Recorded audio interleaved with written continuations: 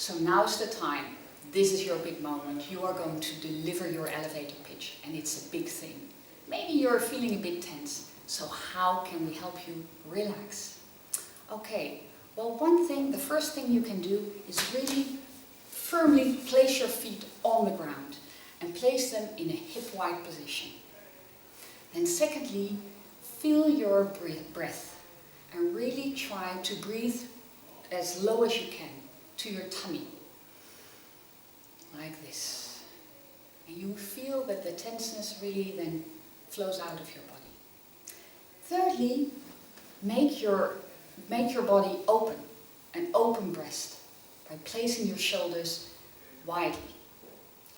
And then connect by making eye contact to the people that you are going to talk to. Lastly, don't forget to smile. Good luck.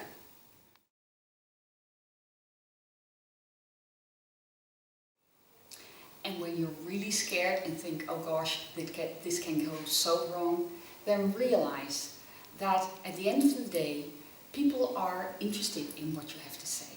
They want to hear your story.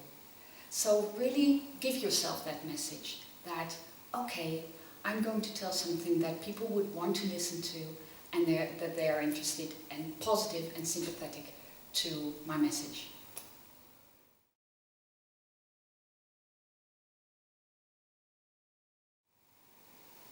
So your mindset is a very important thing.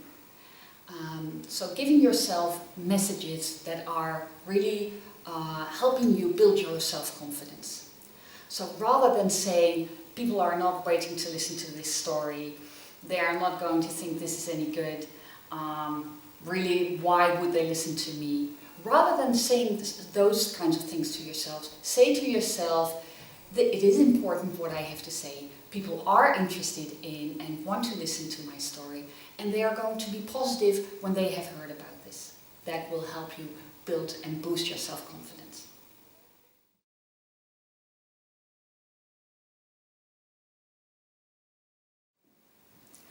I know this fundraiser who always started his story by putting a brick on the table before he started. And it really raised people's curiosity. And they wanted to hear what the story was behind this brick. I'm not going to suggest to you that you all go out and take a brick along with you when you go out and fundraise.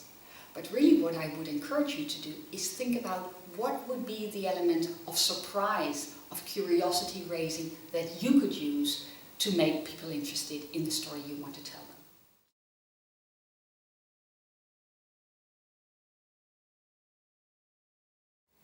So when you practice your elevator pitch, make sure you time it. You can use your telephone or whatever medium you want, but make sure you stay within that 1 minute. It's really important.